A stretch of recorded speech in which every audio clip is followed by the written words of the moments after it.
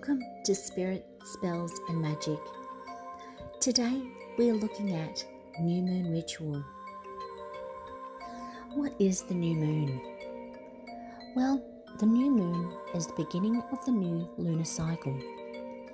When you look up at the moon, you can usually see that its shape changes, and that is the different stages of the moon and its cycle. We notice it most when it's full up there in the sky, when it's at its largest, and sometimes at its closest to Earth. The full moon represents letting go what we don't need or what isn't working for us right now. We're looking at the new moon though today, and the new moon is what we want to bring in. It's the new beginning of the cycle. And this week, on the 1st of April, and it's no joke, it's not an April Fool's joke, the new moon on April 1st is in Aries. The sign of Aries is the first of the zodiac, and this is because the spring equinox usually occurs in Aries. It's the first of the zodiac signs, the 12 zodiac signs. Aries is the infant. It's the very first, the newborn, if you will. And as so, the new moon in Aries is the first new moon. Even though we had a new moon in January. Because it's in the Aries sign, it's about a fresh energy. It's a new beginning, new intentions for the year. It's spontaneity. It also kind of looks like the Fool card in tarot, if you're familiar with tarot. It's venturing off somewhere new and exciting. And with a new moon, we can bring those intentions to us. We can manifest with the new moon for what we want. What new intentions or what vision do we have for at least the new moon cycle until the next new moon, which is actually also in April on the 30th, but it will be in Taurus, the next sign. But for now, let's do a new moon ritual. What we want to bring into us this new moon cycle. New moons are about looking forward. We want to set an intention now that in 6 months' time comes to fruition. We'd like it to come within the new moon cycle, and if you want it that quickly, it's best to put that down. But for now, let's look at the next 6 months. We want it to come to us within that time. So, in October this year, we want to be able to look on the full moon in October. Look back to now. Did it come true? Did we get what we needed or what we desired? It's about planting the seeds now, and I'll show you how in a very basic new moon ritual. The first step in any of our rituals is the cleansing of the altar. There's actually a ritual that you can do to cleanse your altar. What I like to do is cleanse it with Palo Santo, which is like a saging, cleansing that area, cleansing the space so it's clear of any negative energies, making sure that the space where you're going to complete your ritual is ready to go. You can choose Palo Santo, which is a small piece of wood from a sacred tree, or you can choose sage. I like Palo Santo myself because it's small, it's easy to use, and it's like a quick saging rather than bringing out a smudge stick, which is a lot more smoke. When you finish cleansing the area, it's time to bring in the other essential tools that you will need. And there isn't many, and definitely it's all by choice. Make sure that you light a white candle for a new moon ritual. White is the universal. White is for purification.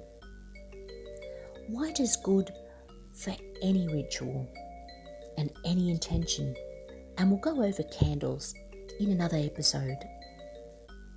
But for now, white is good for a new moon.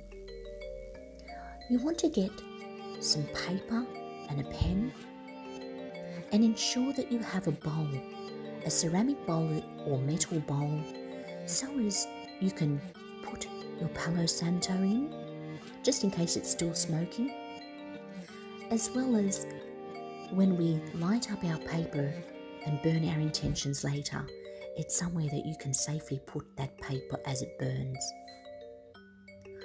What I also like to do is have my crystals with me. They could be any crystals that you like, any crystals that you feel are strongest with you and your energy. I choose a variety of crystals. I have lots of them for different things, and we'll definitely go on to a crystal episode as well. But we'll keep this one basic. Whatever crystals feel the closest and strongest to you for your intentions on this new moon.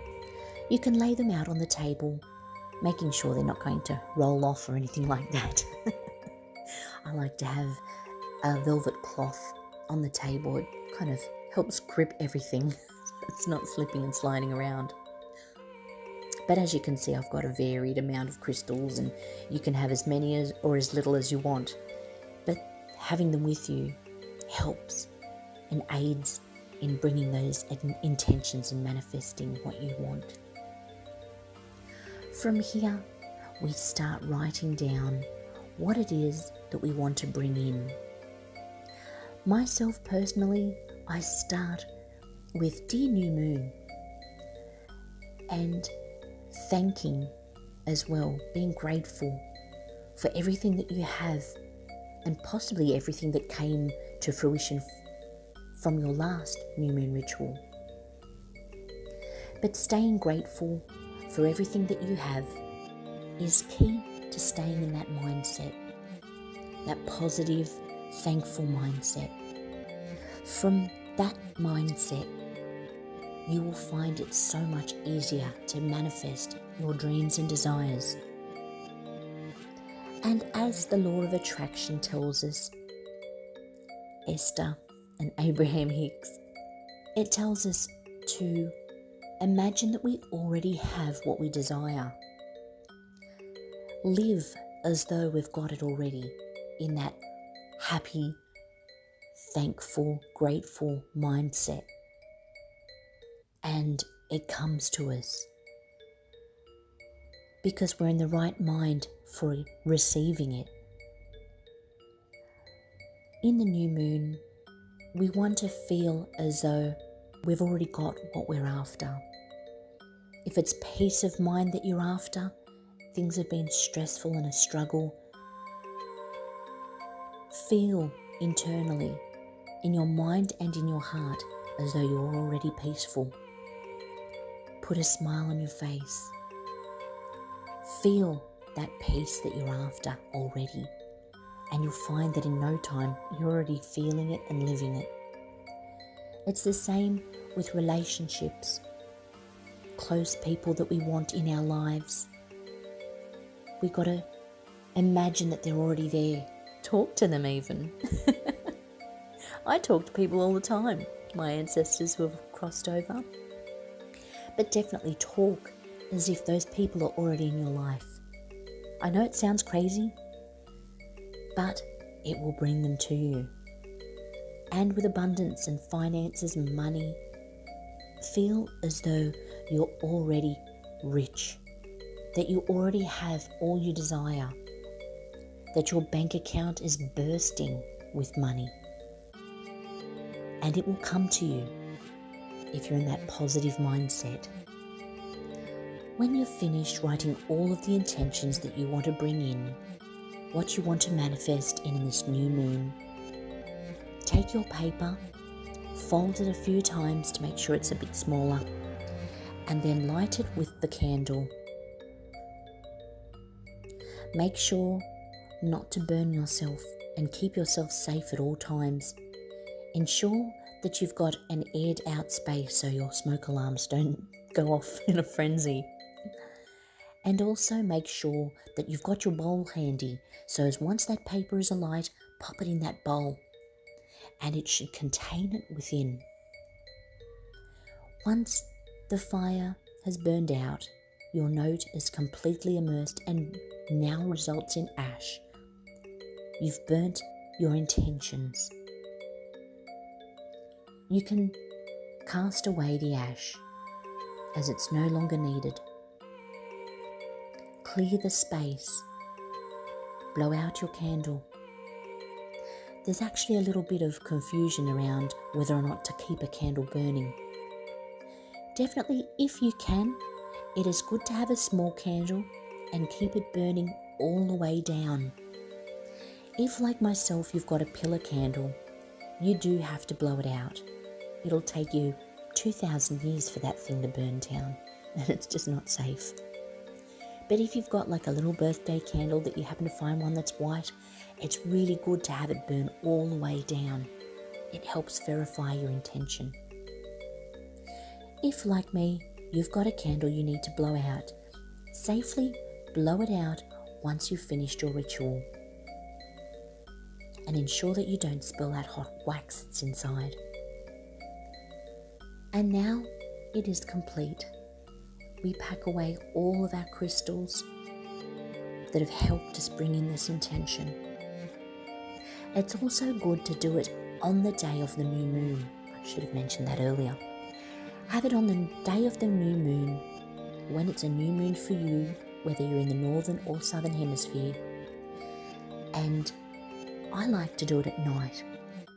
So my neighbours, when I'm taking when I take my paper outside to burn it, the neighbours can't see what I'm doing. Oh, there's that witch from next door. But I like to take it outside. It's a bit safer. I've got children and pets. And they're very inquisitive. But it's good to do it outside if you can, the burning of the paper. But as you can see, I've got lots of crystals. But you choose the ones that are best for you.